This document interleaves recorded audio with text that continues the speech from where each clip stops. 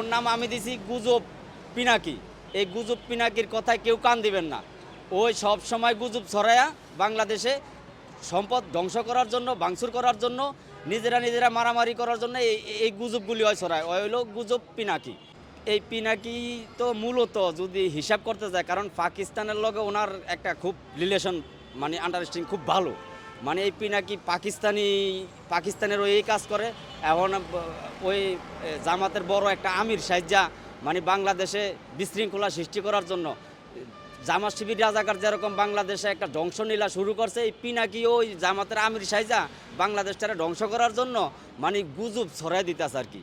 এই গুজব ছড়ায় বাংলাদেশে বিশৃঙ্খলা সৃষ্টি করতেছে। এই পিনাকির কথা কেউ কান দিবেন না। এই পিনাকি একটা বাটপার, এই জামাতের আমিরের মতোই, মানে জামাতের আমির, নতুন আমির এই কাজ করতেছে, ওই পাকিস্তানি কাজ করতেছে। পিনাকি ভট্টাচার্য আসলে ওনার নাম হইল যে মূলত আকারে মানে উনি গুজব পিনাকি। এই গুজব পিনাকি সব সময় আগের থেকেই গুজব ছড়ায়া বাংলাদেশের ক্ষতি করার জন্য বসে রয়েছে, মানে বাংলাদেশ ধ্বংস চায়। এই পিনাকি চায় বাংলাদেশ ধ্বংস। এই পিনাকি গুজবের কারণে বঙ্গবন্ধুর ৩২ ভাঙ্গা হইল। এই পিনাকির গুজবের কারণে প্রথম আলো ভাঙ্গা হইল। এই পিনাকি এই বাটপার আবার গতকালকে নির্বাচন নিয়ে একটা গুজব ছড়াইছে ফেসবুকে। এই পিনাকি বাংলাদেশের জনগণের বলতে চাই, এই পিনাকি বাটপার, এই গুজব পিনাকির কথা আপনারা শুনবেন না। এই পিনাকি যে কত বড় একটা হারামজাদা, এ বিদেশে বৈশা থাইকা বাংলাদেশের ভাঙচুর করার জন্য অনেক গুজব, মিথ্যা গুজব ফেসবুকে ছড়াইব।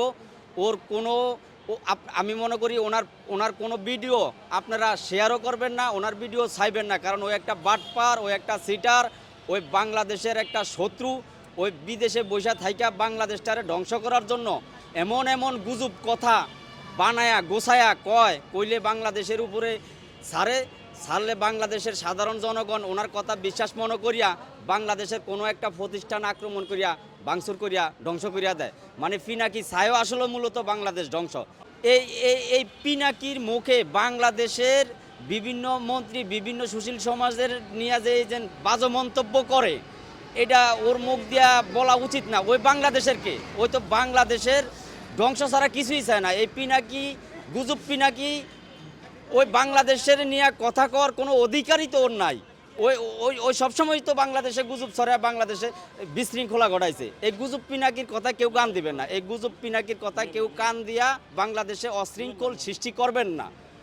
আমি বারবার বলতেছি বাংলাদেশের জনগণের যে এই গুজব পিনাকির কথা